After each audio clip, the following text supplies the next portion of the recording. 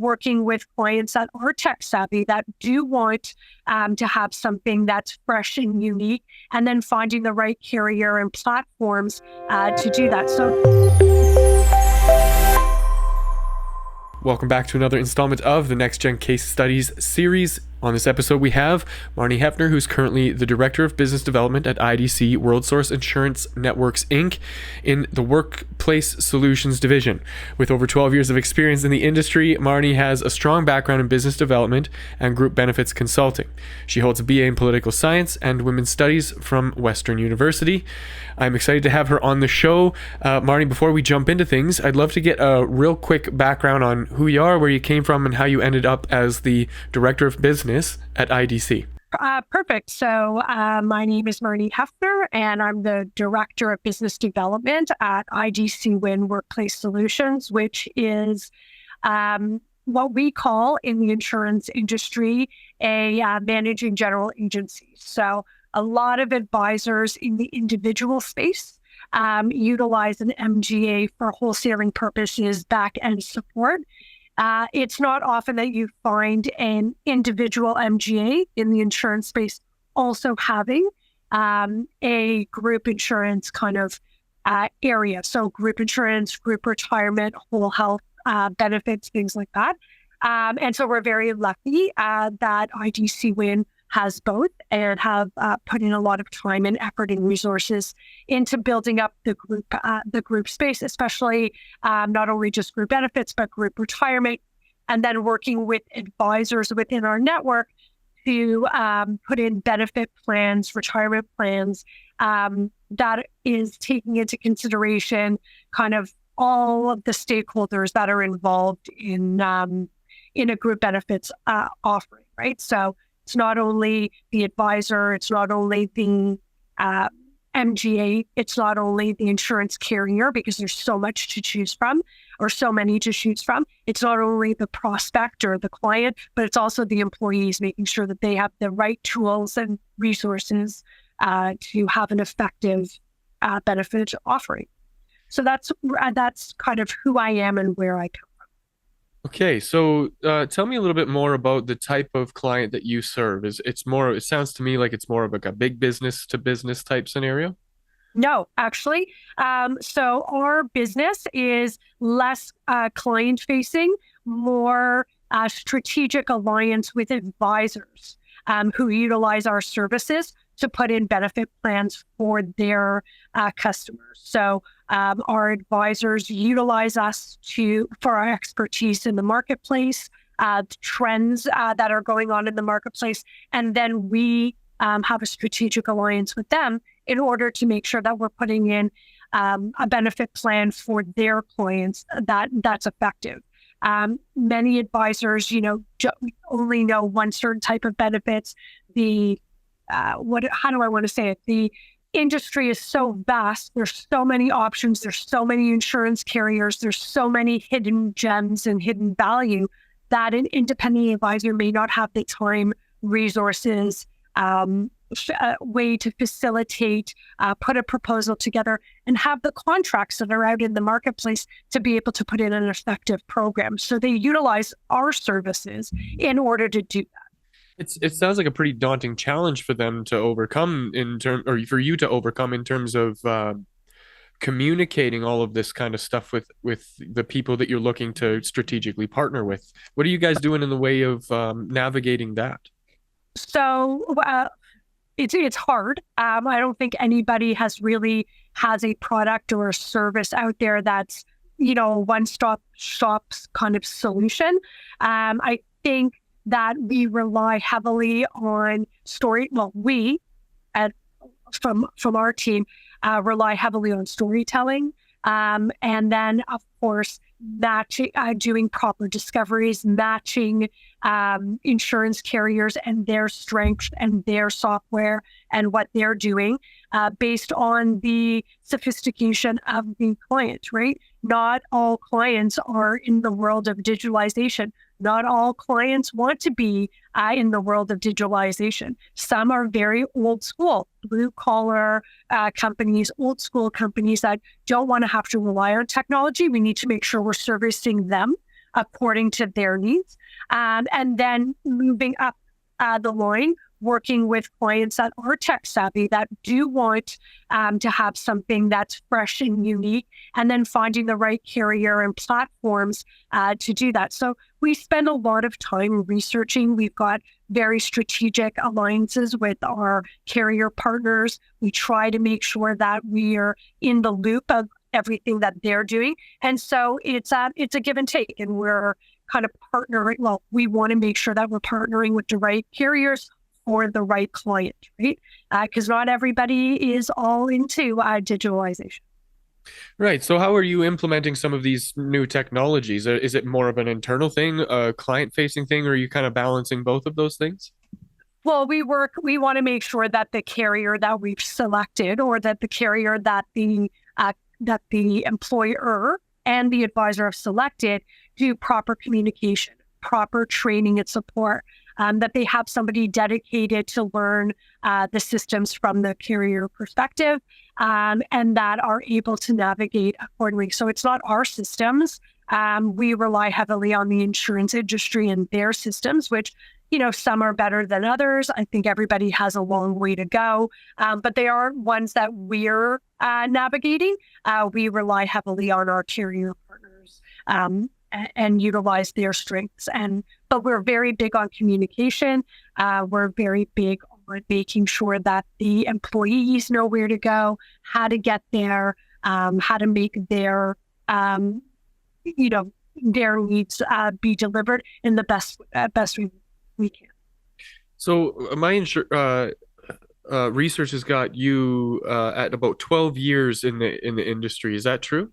No, this is my 24th year in the group insurance space. Oh, wow. Okay. So yeah, a notable amount of time kind of in the ecosystem. I'm sure that you have experienced some notable events or moments in the industry that you saw caused were the catalyst of a great change. Can you speak to that at all? Is there anything that stands out? I would say, to be honest with you, I would say COVID was the prime kind of the prime driver. I think everybody on the group insurance side, on the retirement side, had to navigate and pick up quickly. So on new ways of communicating, new ways of putting in benefit plans, new ways of thinking. So, right from the get-go, if you didn't know how to get on a Zoom, if you didn't use Zoom, if you didn't use WebEx, if you didn't use Teams or whatever, okay, so you were maybe a month or two behind where everybody else was. So you needed to be able to navigate that.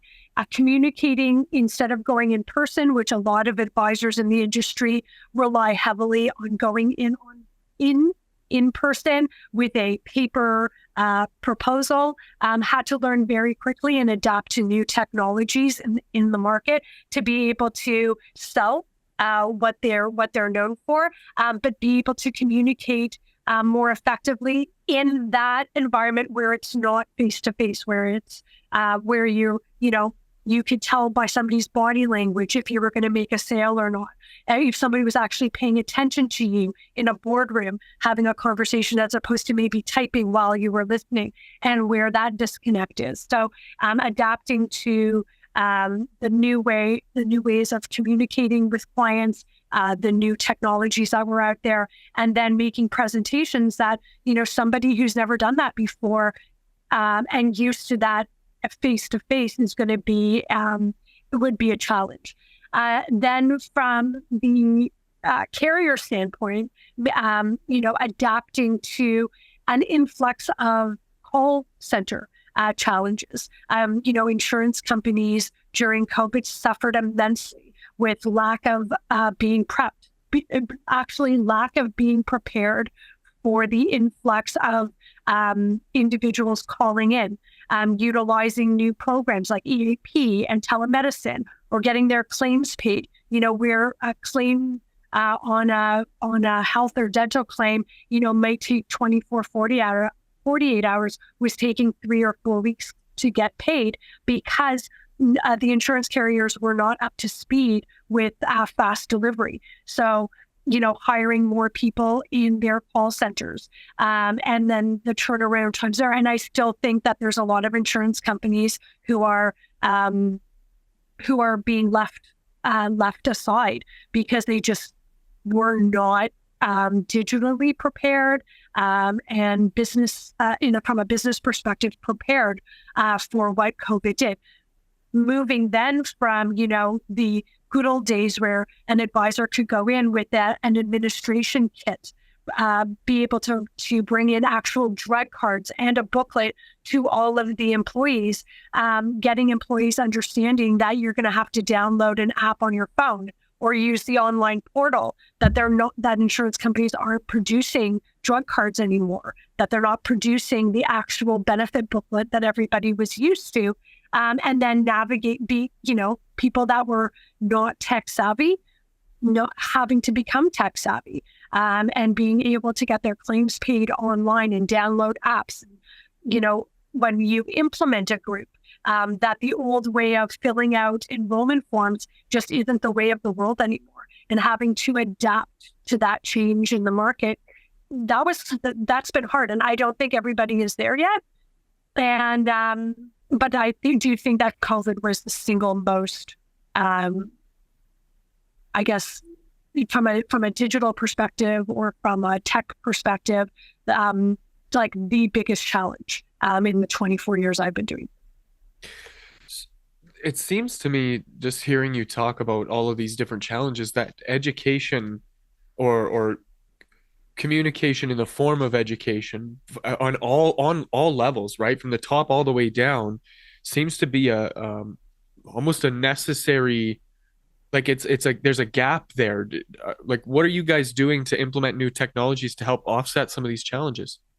Well, to be honest with you, I wouldn't say we're implementing technologies. I think we are reevaluating and coming up with strategies to communicate more effectively. Sometimes it might be a video that we do for a client who needs to do an employee, wants to have an employee session, but not everybody is available at the same time. So, recording on Teams or Zoom calls. Maybe it's a PowerPoint presentation that we're narrating, so that people have an ability to go back to it, use it as a guide, not only for their current employees, but maybe future employees, like watch this video because this is how we're going to enroll in the plan, or this is what your employee benefits or retirement plan look like.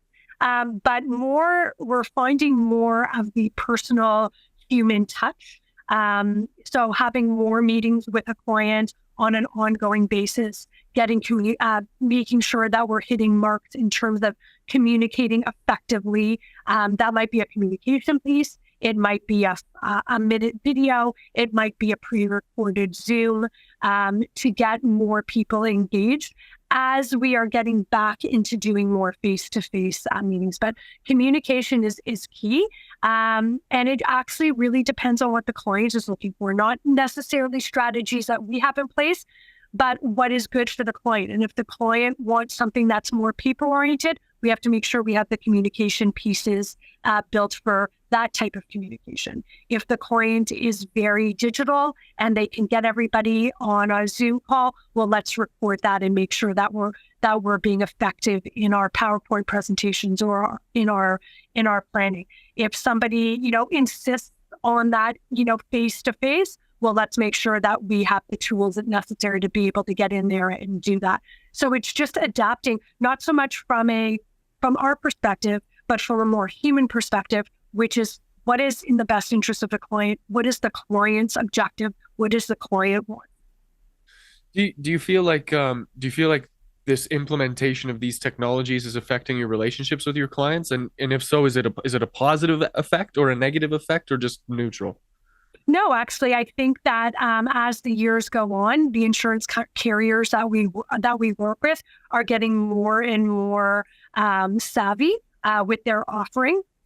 And as we get more, I'm sure as the years go on, they'll get more. But we leverage off of the insurance carriers as well as what the client wants and what the advisor wants, and we kind of mesh it all together. So, we utilize their platform, but we communicate the plans effectively with a strategy that the client wants. And so we kind of merge it. That's how we pick the insurance company that's best suited for the client, right? And there's a lot that is involved in the of putting in a group benefits program or a group retirement plan. We want to make sure that the client is dictating what they need versus offering something that they might not be ready for, or that might be, not robust enough.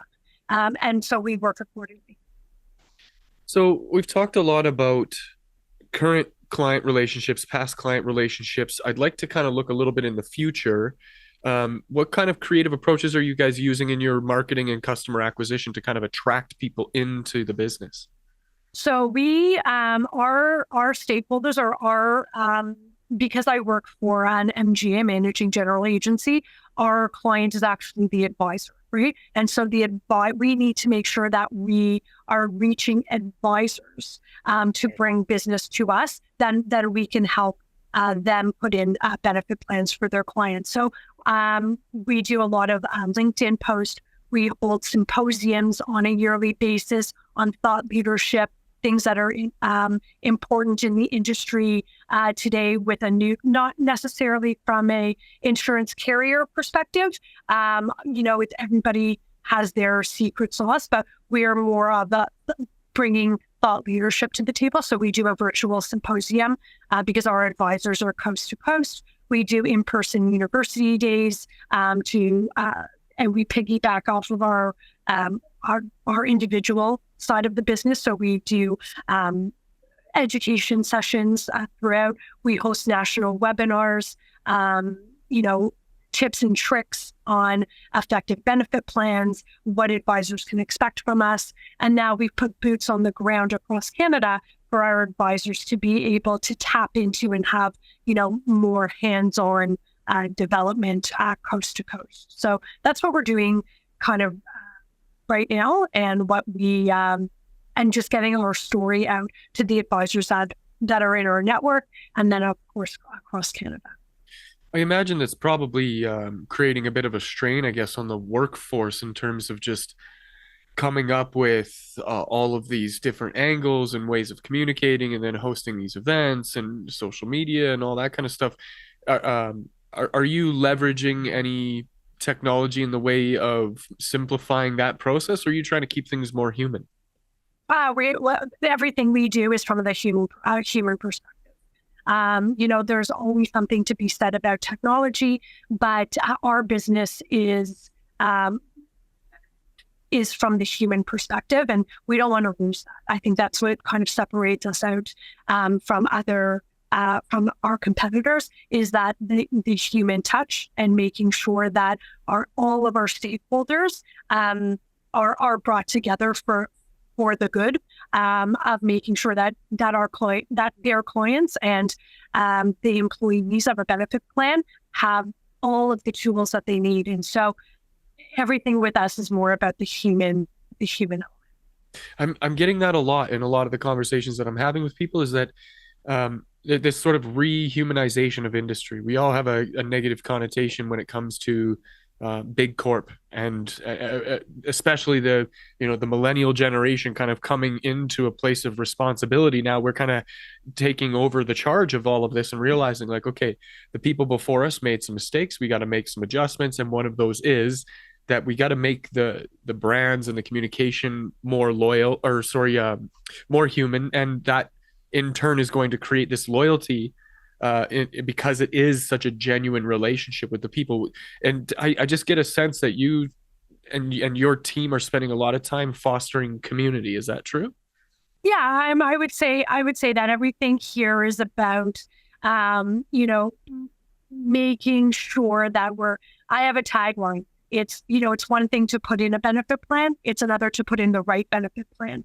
And so communication, understanding, client development, what's the client objective? What are employees asking for? How are they navigating that? Do they have the tools and resources to do that? It's actually talking less, listening more, and then making sure that you're doing a proper job and getting to the core of the company and what their objectives are. So yeah, it's more of a human touch to that, which we take a lot of pride in. Do you have any, I guess, examples of some ways that you guys have been creative in the way that you're communicating your message to the people that you're trying to partner with? So it depends. Yeah, it depends on who the advisor is. It depends on, who their client is. I mean, we're doing a lot of, it used to be that we were doing, a lot of traditional benefits, is my are my eyeglasses going to be covered? Is my drugs going to be covered? Do I have a dental plan? We're moving into more of a hybrid approach to benefits that we're seeing, which takes a lot of communication and understanding. So we kind of keep catastrophic care intact and couple that with wellness accounts, healthcare spending accounts, wellness accounts. That's becoming very popular. Benefit flex benefits, new ways of crafting benefit plans.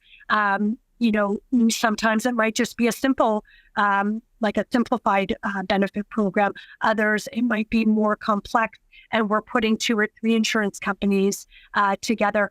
Others, it might just be a particular platform. So we have a very interesting way of doing a proper discovery with our advisors. And then if we're brought in with them to discuss some of that, we're very big on surveying employees to make sure that that the employer actually knows what their employees want, instead of just checking a box and saying, yes, I need to have a benefit plan. And if I do have one, well, then my employees are going to stay where they need to stay. And that's not true.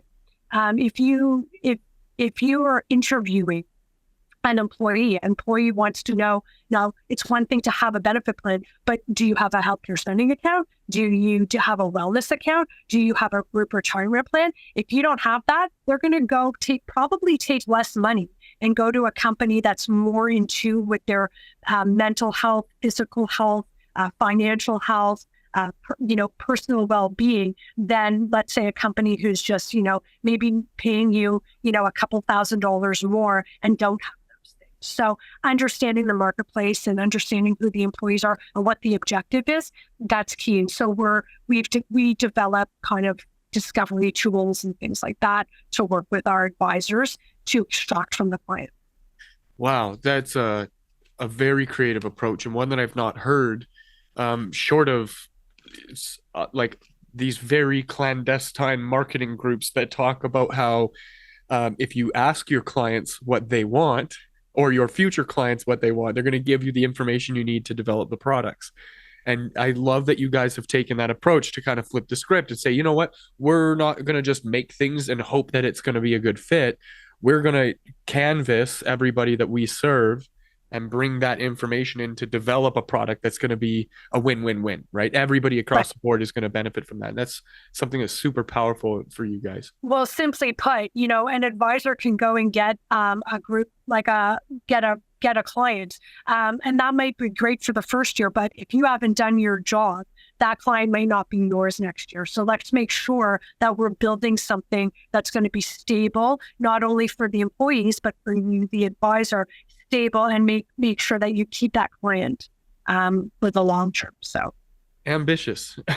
And speaking of ambitions, what is on the horizon for you guys that with the work that you're doing now?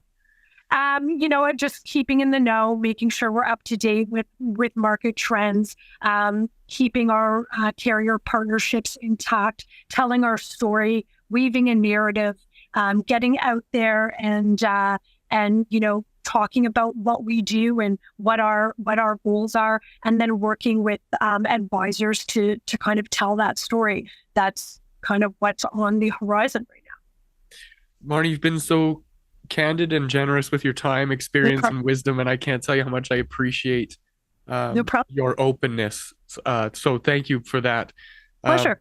If somebody wanted to get in touch with you to pick your brain or perhaps work with you, is that a possibility? Absolutely. I always wanting to work with advisors and different solutions. So yeah, absolutely. Excellent. How would one go about getting in touch with you? Well, they could email me at mhefner@idcwin.ca, or they could reach out to me on LinkedIn. That's probably the best. LinkedIn, I do a lot of posting. I think that's how you found me. Yeah. And I do a lot from the benefits perspective. I do a lot of personal things, but that's the best way. I'm always putting things out there. I do something called the Marni Minute, where I might talk about, one day it could be something in the benefit space. Another day it could be, getting out and, making the most of where you live and health and wellness things. So just follow me on LinkedIn and then reach out. I'm happy to engage. Wonderful. That's it, I guess, for this episode. We've gotten everything that we can. So I appreciate your time and consideration. And if anybody wanted to reach out to us at NextGen, it's nextgengrowth.com. Otherwise, that's it for this episode. And I will see you in the next one.